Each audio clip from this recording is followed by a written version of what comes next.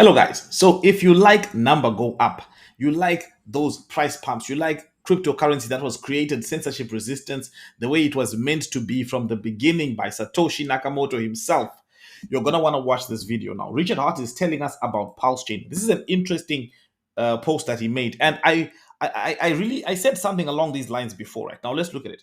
PulseChain.com might be the most decentralized blockchain there is. Bitcoin has only a few companies you can buy mining hardware from, and it's wildly expensive. Ethereum has tons of centralized staking as a service middleman with tons of customers. PulseChain has no centralized staking, and everyone runs their own validators, right? So it's telling us that PulseChain is super decentralized. 100% of the PulseChain mainnet validators are operated by the public.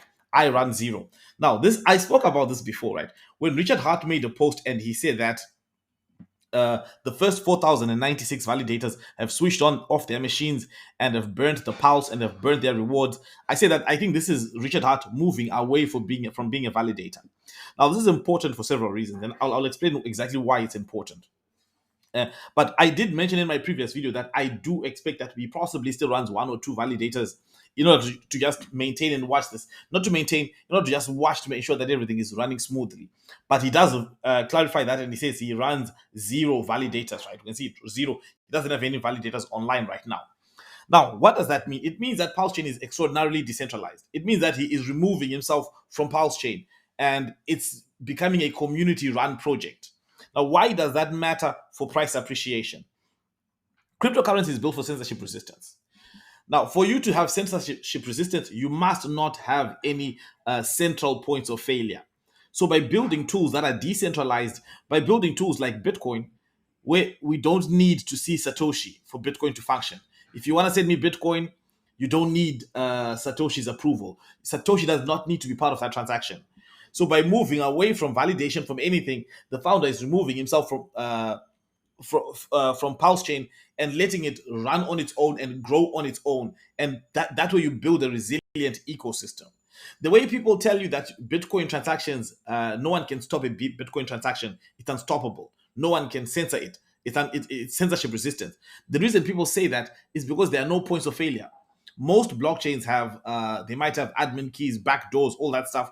But in this case, when you're hearing the most decentralized, it means that everything is in the hands of the community. And this has always been how Richard Hart builds tools.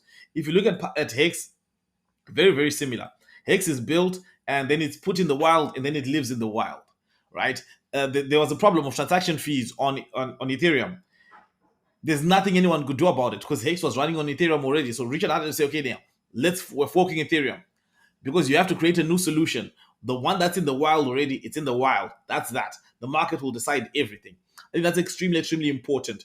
And so I think this factor, in my view, matters a great deal. Now, then we have Eric Hall saying, pay attention to know who controls 90%, 95% of the coins in that network can shut down the entire system at will.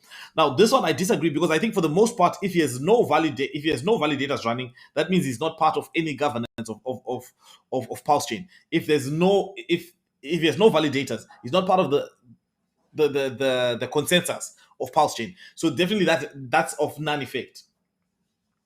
So in that case, I think that the fact that this thing is gone out in the wild, I think is a good thing for PulseChain. And of course, with 95%, obviously, at some point he can set up validators if he wants to. But I think looking at the history of never dumping Hex, looking at the history of never manipulating the market, right? And I want to say one quick thing about market manipulation. I'll tell you what I saw with what I saw myself, right?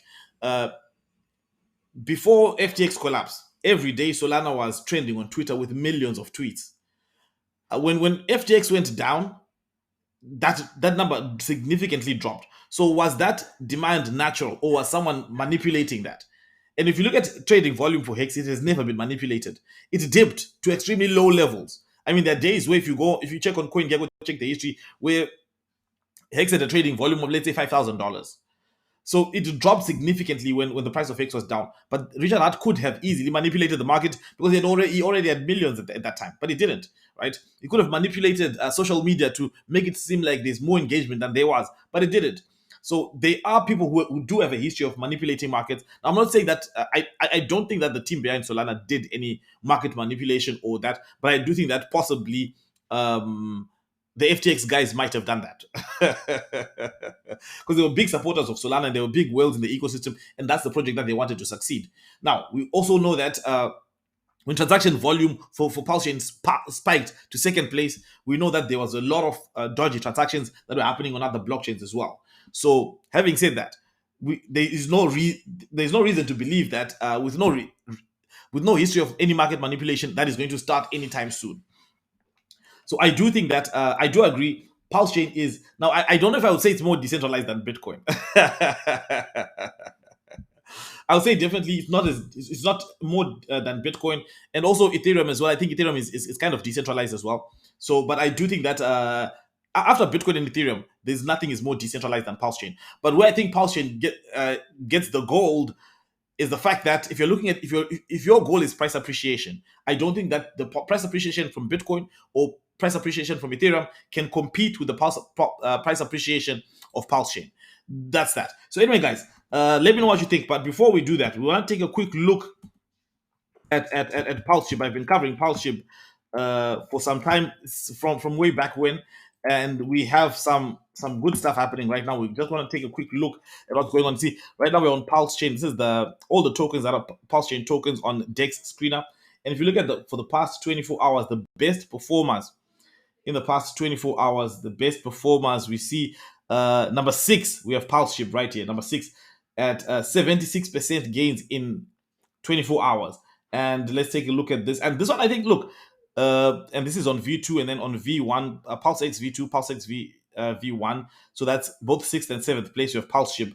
And I want to take a look at this. Okay, so if you want to get some PulseShib, make sure you get it on, well, look, you can decide either PulseX V1 or V2, but there's more liquidity on V2, which is 42K, and then on V1 there is 10K liquidity. Now, most of this liquidity is from the community. It shows you just how passionate the community and how much the community believes in PulseShib. So most of this is from the community. Following in that layer, decentralization is the only way to win in crypto, because when you build decentralized tools, they're more resilient. It's community, and it's really community, not just community as a buzzword.